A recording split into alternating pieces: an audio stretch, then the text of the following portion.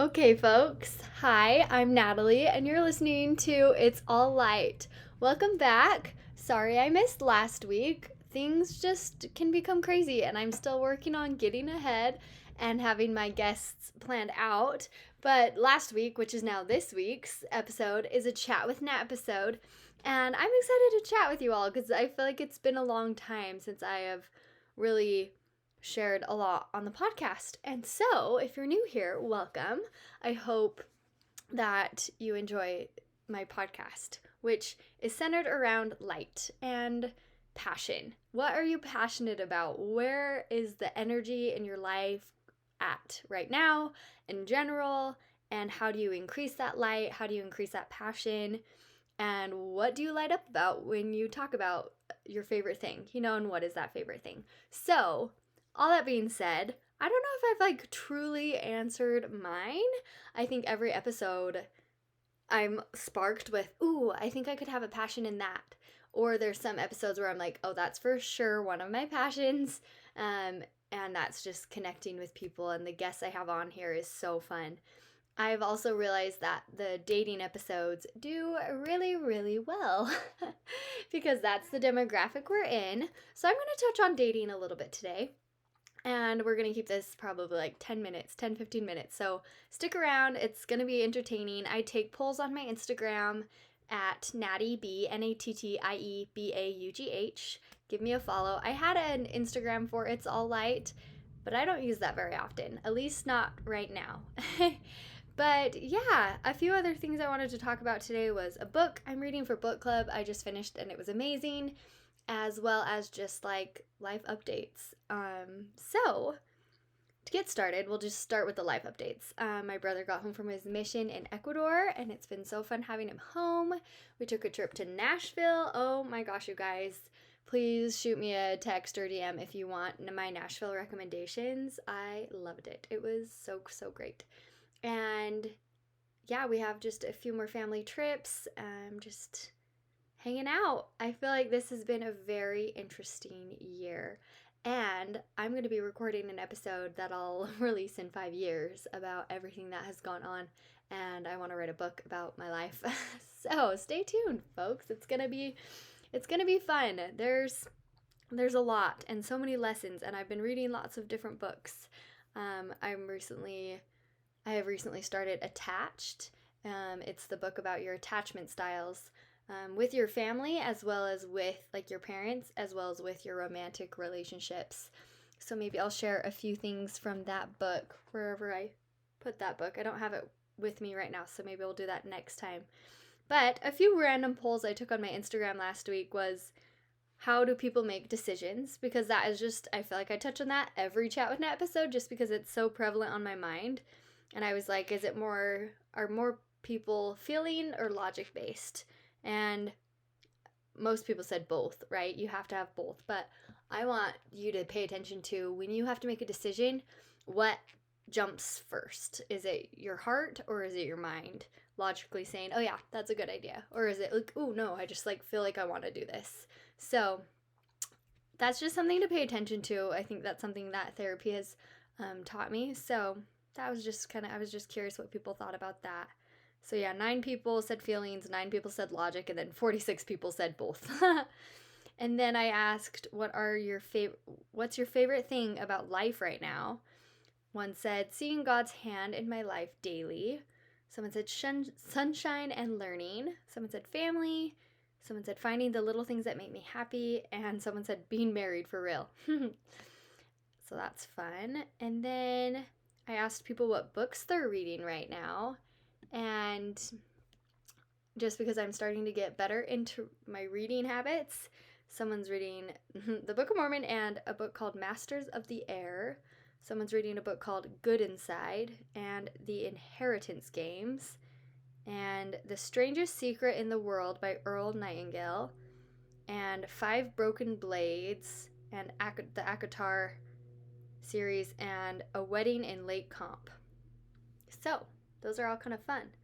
And there's another book my sister recommended too, just like a chick flick book that's really fun, and I think it was Love on the Game Screen. Oh, dang, I can't remember. Sorry, I'll put it in the show notes when I look at my messages. And then the last poll I took was, when life gets tough, I mainly ...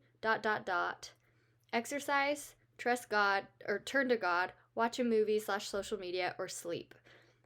Obviously, well, not obviously. The highest one was turn to God. Second was sleep.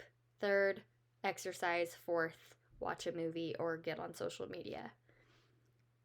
And let's see.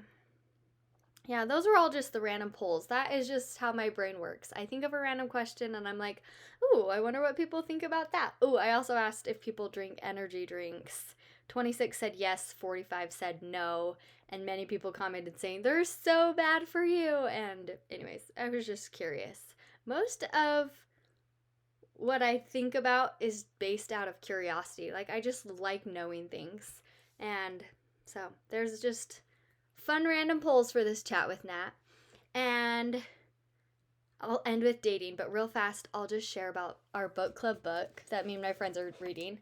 If you're watching this on YouTube, it's Kristen Hanna's The Women.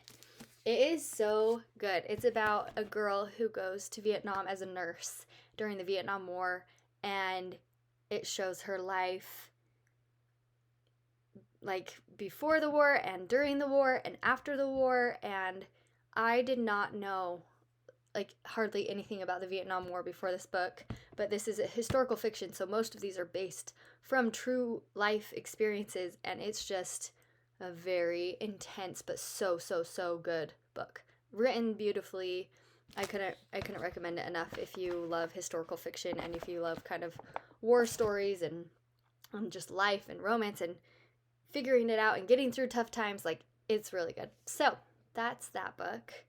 And Kristen Hanna's a great author. She wrote The Nightingale, which I read quite a few years ago.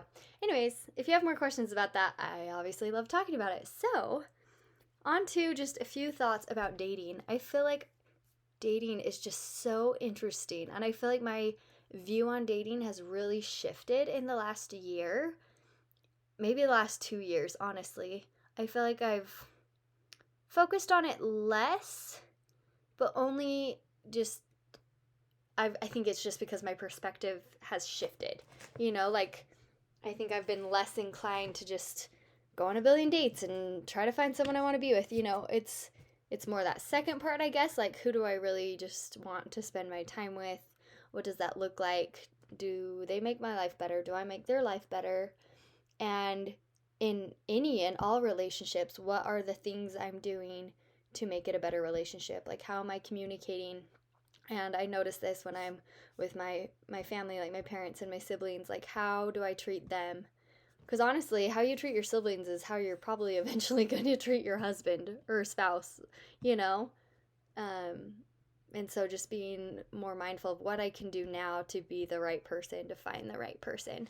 I'm continually reading Calling in the One, and it's super good. The latest I read was chapter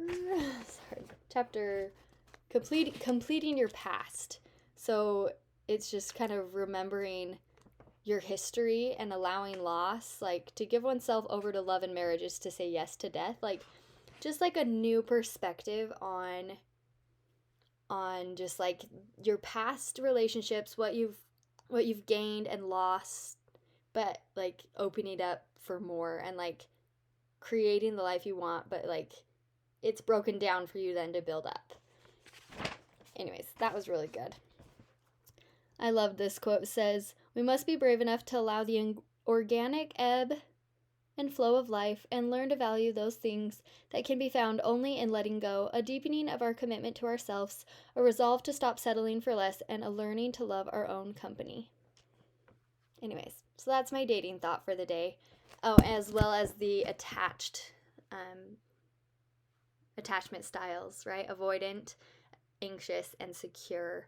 And I've just been really just looking at people in my life. Maybe that's friends who are married and how they got there, and the secure attachment styles they've developed or that they just are, and what those qualities look like. And yeah, just I think recognizing the past and patterns in your relationships can help you break those patterns and and have better, healthier relationships.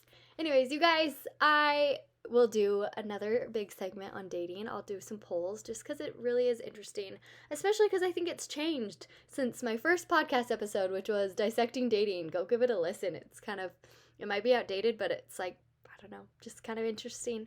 I hope you guys have a great week, and we'll talk to you soon. Bye.